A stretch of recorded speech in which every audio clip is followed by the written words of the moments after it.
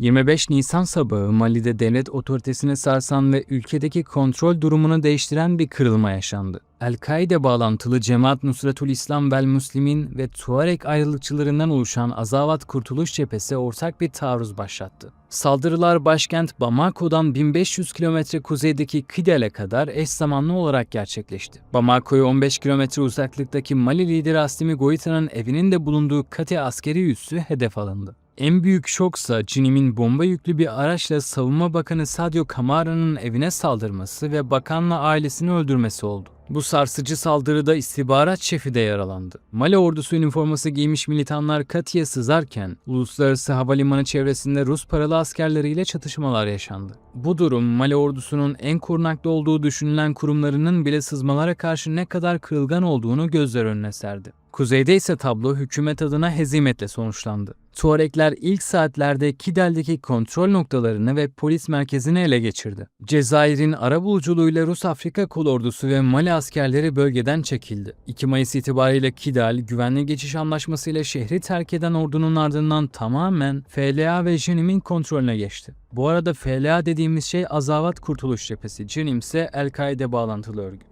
Çekilen güçler geride ağır teçhizatlar bırakırken ele geçirilen depolardaki silahlar ve erzaklar isyancıların bölgede uzun süre tutunmasına olanak sağlayabilir. Üstelik çöküş Kidel'le sınırlı kalmadı. Mayıs ayının başında Tesserit askeri üssü, Ber kasabası ve çok değerli Intahaka altın madeni isyancıların eline geçti. Askerlerin Nijer sınırındaki Labbezanga'dan çekilmesinin meydana getirdiği boşluğuysa anında DAEŞ'in Sahel kolu doldurdu. Militanlar Menaka'yı kuşatıp operasyonlar düzenlese de hükümet güçleri kasabayı ellerinde tutmayı başardı. Hükümet güneyde de adeta ekonomik ve lojistik bir kıskacı alındı. Cinim, Bamako ile Sikasso arasındaki kritik otoyolu kesti ve 28 Nisan'da başkenti ablukaya aldığını ilan etti. Güncel duruma göre Bamako'yu dünyaya bağlayan 6 ana yoldan çoğu tamamen kesilmiş, diğerleri ise kısmen örgütün kontrolüne girmiş durumda. Şehirde yakıt ve erzak sıkıntısı baş gösterirken başkentte yeni sızma şüpheleri nedeniyle askeri savcılık tarafından soruşturmalar ve tutuklamalar yürütülüyor.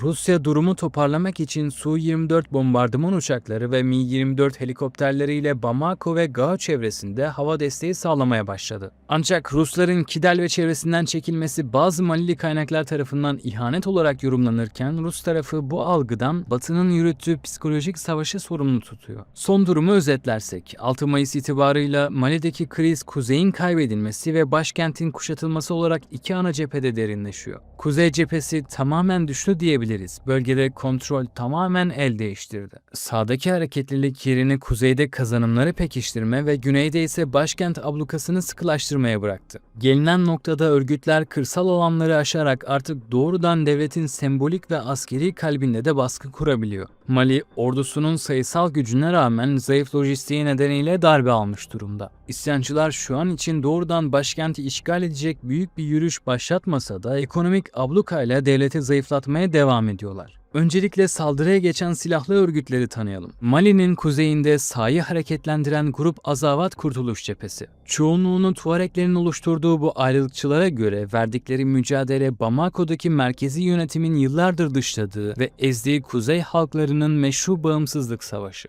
Örgütün kökleri eski olsa da mevcut yapısıyla sahnede yer alması daha çok yeni. 2024'te Mali'nin 2015 Cezayir Barış Anlaşması'nı yırtıp atması ve Rus-Afrika Kolordusu'nun desteğiyle kuzeye saldırması bardağı taşıran son damla oldu.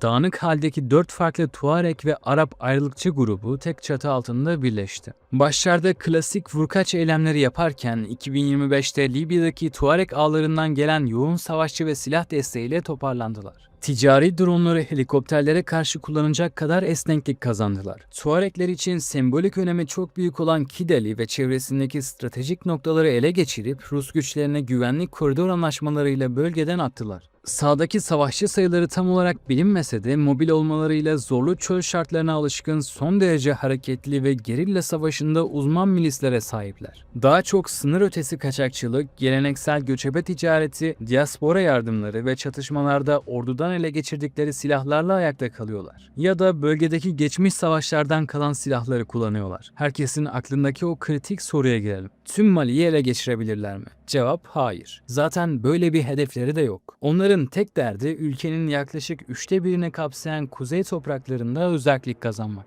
Başkent Bamako'ya inip ülkeyi yönetmek ne kapasitelerine ne de siyasi ajandalarına uygun. Mali sürekli olarak Cezayir'i isyancılara saklanma alanı sağlamakla Fransa ve Ukrayna'yı da onlara istihbarat vermekle suçluyor. İngiltere merkezi The Times'ın haberine göre Tuareg ayrılıkçılar Ruslara karşı çatışmalarda Ukraynalıların taktiklerini kullanıyor. Mesela FPV dronları. Müttefikleri El-Kaide'nin bölgedeki ana kolu Cemaat Nusratul İslam vel Müslimin'e bakalım şimdi de. Liderlerindeki dönüşüm oldukça ilginç. İyad Akgali bugün Cinim'in liderliğini yürütüyor olsa da geçmişi çok daha farklı bir çizgideydi. 1970'li yıllarda Libya'da Kaddafi güçleri arasında yer alan bir Tuareg isyancısıydı. O dönem dini bir yaklaşımdan ziyade kültürel ve siyasi bir hareketin içindeydi. Hatta bugün uluslararası alanda tanınan Tinariwen müzik grubunun kuruluş aşamalarında bizzat bulundu. Grubun ilk enstrümanlarını temin ettiği, hatta etkinliklerini organize ettiği belirtiliyor. O yıllarda Bamako'da sosyal hayatın ve kültürel etkinliklerin aktif bir parçasıydı. Ancak 1999'da memleketine gelen Pakistanlı vaizlerle görüşmesinin ardından hayatı farklı bir evreye girdi. Eski yaşam tarzını geride bırakarak İslami bir ideolojik çizgi benimsedi. 2012'de Ensaruddin adında kendi silahlı grubunu kurduktan sonra bölgedeki diğer yapıları da tek bir çatı altında birleştirdi.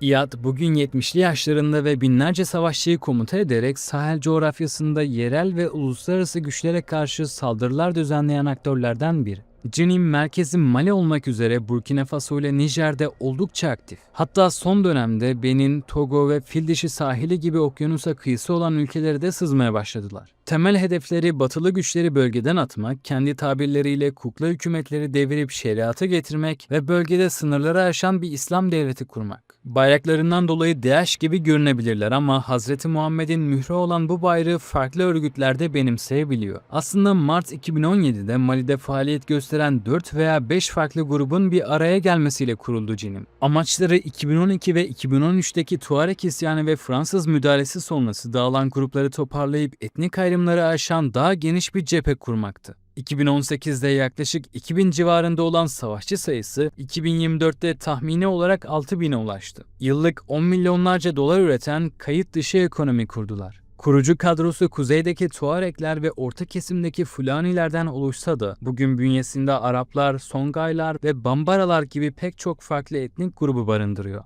Kendi içinde geniş çadır mantığıyla hareket etmesi, yerel taban bulmasını ve gölge devlete dönüşmesini kolaylaştırıyor. Cinim şu an Mali devleti için varoluşsal bir tehdit ancak başkenti tamamen ele geçirip ülkeyi klasik anlamda yönetmek kapasitesi de böyle bir niyeti de yok. Zira 1,2 milyon kilometre karelik coğrafyayı yönetmek kaynaklarını aşar. Amacı ülkeyi yönetmekten ziyade lojistik hatları keserek ablukalarla devleti işlevsizleştirmek ve sistemi içeriden çökertmek. Cinim'le Azavat arasındaki ittifaka gelirsek, aslında geçen yıl bu iki grup arasında karşılıklı bir saldırmazlık anlaşması yapıldı. 25 Nisan saldırıları ise bu durumun en azından taktik hatta stratejik düzeyde ortak bir operasyonel reflekse dönüştüğünü doğruluyor. Kuzeydeki Azavat saldırılarıyla orduyu başkentten 1500 kilometre uzağa çölün derinliklerine çekip meşgul ediyor. Ordu kuzeyde oyalanırken Cinim güneyde Bamako'yu ekonomik ve lojistik bir kıskacı alarak sistemi içeriden çökertmeye hedefliyor. Yani amaç orduyu aynı anda çok sayıda cephede baskılayarak hareket edemez hale getirmek ve boğmak. Bu ortaklığın geçici bir çıkar ilişkisi mi yoksa köklü bir ittifak mı olduğu henüz net değil. Rusya'ya değinmezsek olmaz. Peki Mali'de ne kadar başarılı? Amerika'nın 2024'te Nijer'deki Agadis hava üssünü boşaltmasıyla bölgedeki drone gözetleme ağını, sınır ötesi hareketliliği izleyen erken uyarı sistemini ve hedefleme altyapısını tamamen kör etti. Fransızların sağdaki istihbaratı ve Avrupa'nın sinyal istihbaratı da aynı şekilde çöktü. Batı'nın askeri ve diplomatik olarak bıraktığı bu boşluğu dolduran Rus alternatifinin de sahada tam olarak varlık gösterememesiyle birlikte Sahel bölgesi örgütlerin istedikleri gibi at koşturduğu bir alana dönüştü. Tabi Batı varken de bu gruplar hali hazırda yükselişteydi. Yani çekilen ülkelerde savaşların devam etmesi yoluyla burada kalıcı olmayı ve bölgeyi istikrarsız tutmayı hedefliyordu. 2021'de Goita'nın darbesiyle Fransa ile Birleşmiş Milletler güçleri Mali'den çıkarıldı. Ayrıca Mali, Burkina Faso ve Nijer'deki yeni yönetimler yeterince güvenlik sağlayamayan ve desteğini siyasi şartlara bağlayan batılı ülkelerden iyice bıkmıştı. Batı etkisinde gördükleri ECOWAS'tan çıkıp kendi aralarında üçlü bir güvenlik paktı kurdular. Bu boşluğu güvenliği sağlama ve terörle mücadele iddiasıyla ülkeye davet edilen Wagner, yani bugünkü adıyla Afrika Kolordusu doldurdu. Batı'nın aksine demokrasi veya reform şartı koşmadan rejim kurulması teklifi etti. Ancak Rusya'nın sahaya ayak basması da bölgeye tam olarak istikrar getirmedi.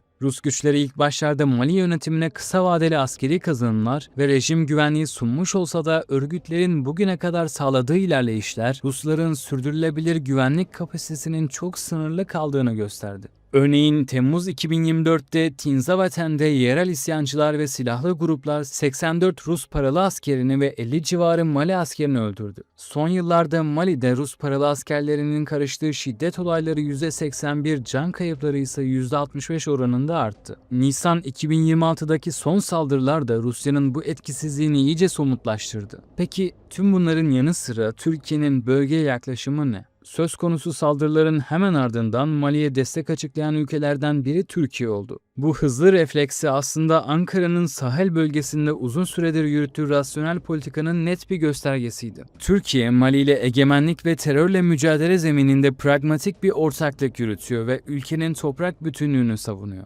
Geçen yıllarda teslim edilen Bayraktar TB2 ve Akıncı SİHA'ları Mali ordusunun sahada en çok güvendiği savunma unsurlarının başında geliyor. SETA dış politika araştırmacısı Dr. Tunç Demirtaş'a göre Türkiye'nin Afrika ve özellikle Sahel bölgesindeki stratejisi rasyonel, temkinli ve kazan kazan odaklı bir model. Onun analizlerinde öne çıkan temel görüşleri şu şekilde özetleyebiliriz. Türkiye'nin Afrika politikasında önceliği Batı tarzı sömürgeci ya da dayatmacı bir vizyon yerine ülkelerin egemenlik haklarına saygı duyan ve meşru devlet otoritelerini destekleyen rasyonel bir çizgi izlemek. Türkiye, Sahel'deki güvenlik boşluklarını aceleci askeri maceralarla doldurmak yerine savunma sanayi işbirlikleri ve kurumsal askeri eğitim modelleriyle yerel orduların kapasitesini artırmayı hedefliyor. Özellikle Mali'ye sağlanan SİHA'lar Türkiye'nin sahadaki en somut destek araçlarından biri. Demirtaş'a göre Türkiye, bölgedeki karmaşık etnik dokuyu, Rusya'nın varlığını ve Cezayir-Fas rekabeti gibi bölgesel dengeleri çok iyi analiz ederek tek boyutlu askeri reflekslerden kaçınıyor.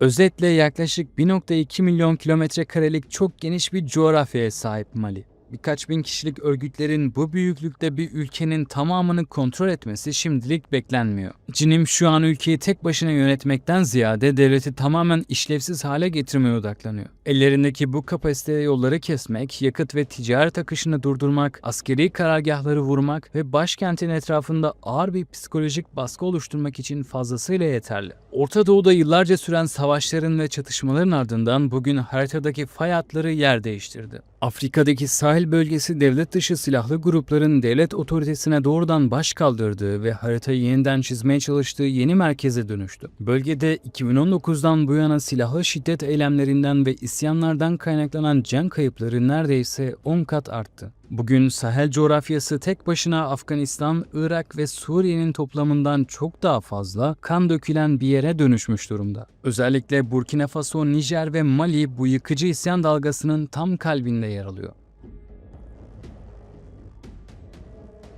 25 Nisan sabahı Mali'de devlet otoritesini sarsan ve ülkedeki kontrol durumunu değiştiren bir kırılma yaşandı. El-Kaide bağlantılı Cemaat Nusratul İslam vel Müslimin ve Tuareg ayrılıkçılarından oluşan Azavat Kurtuluş Cephesi ortak bir taarruz başlattı. Saldırılar başkent Bamako'dan 1500 kilometre kuzeydeki Kidel'e kadar eş zamanlı olarak gerçekleşti.